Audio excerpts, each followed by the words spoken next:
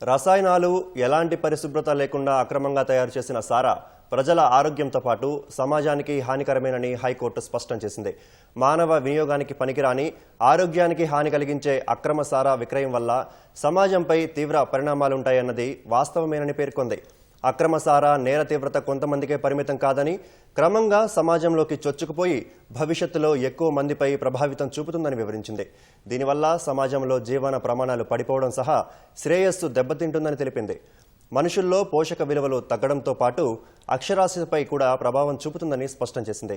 ఇలాంటి ప్రమాదకరమైన అక్రమ సారా విక్రయంపై పలు కేసులు నమోదైన వ్యక్తిపై పీడీ చట్టం వినియోగం సబబే అని పేర్కొంటూ తీర్పునిచ్చింది. అలాగని దర్యాప్తు పేరుతో దీర్ఘకాలం నిర్బంధించడం సరికాదని, ఈ ఏడాది చివరిలోగా దర్యాప్తును పూర్తి చేయాలని ఆదేశించింది. అక్రమ సారా కేసుల్లో తన భర్త ధరావత్ ధన్ సింగ్ ను పీడీ చట్టం కింద నిర్బంధించడాన్ని సవాల్ చేస్తూ వరంగల్ జిల్లా గీసుగొండ మండలం మొగిలిచర్లకు చెందిన ధరావత్ లక్ష్మి హైకోర్టులో హేబియస్ కార్పస్ పిటిషన్ దాఖలు చేశారు. ఆ పిటిషన్పై హైకోర్టు తాజాగా తీర్పు వెలువరించింది.